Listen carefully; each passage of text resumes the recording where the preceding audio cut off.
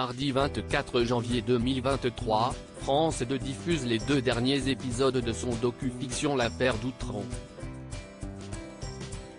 Ils sont suivis d'un débat avec certains des protagonistes. Jonathan Delay, l'un des fils de Myriam Badaoui et Thierry Delay, appelle au boycott du programme dans les colonnes du Parisien. J'ai donné près de 9 heures d'interview, dont la production a gardé 3 minutes. Jonathan Delay est en colère. Le jeune homme fait partie des 12 mineurs victimes de la terrible affaire d'Outreau. Il est l'un des enfants du couple formé par Myriam Badaoui et Thierry Delay, le principaux protagonistes de ce fait divers sordide. Lorsqu'il a été contacté par France Télévisions pour participer au projet de documentaire fiction L'affaire d'Outreau, il a accepté de témoigner face caméra.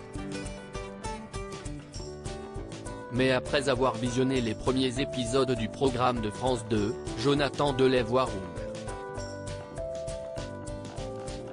Lundi 23 janvier 2023, à la veille de la diffusion des 2 derniers épisodes, ainsi que d'un débat sur les vies brisées d'Outreau, retour sur un naufrage judiciaire, il a tenu à signifier son mécontentement dans les colonnes du Parisien.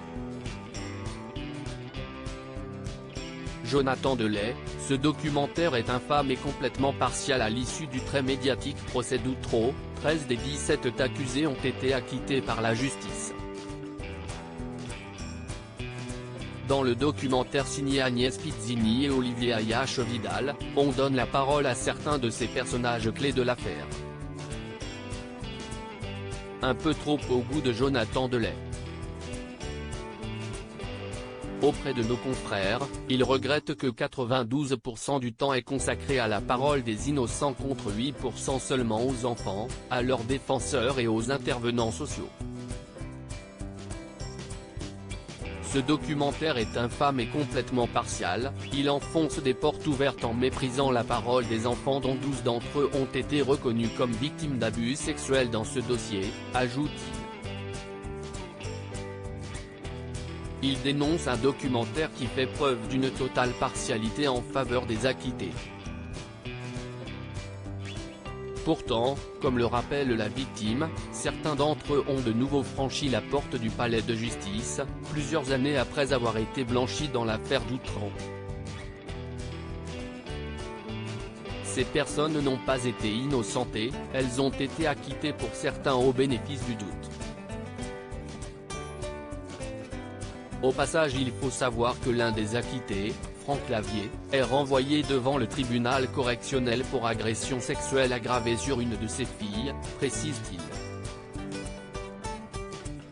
Se sentant lésé par le documentaire, Jonathan Delay appelle à son boycott.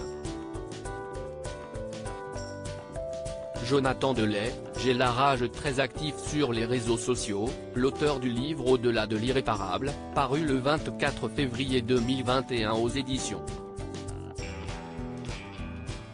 Louise Courteau, regrette également l'image donnée de lui dans le programme de France 2. Quand on regarde la série, on a l'impression que je regrette d'avoir menti.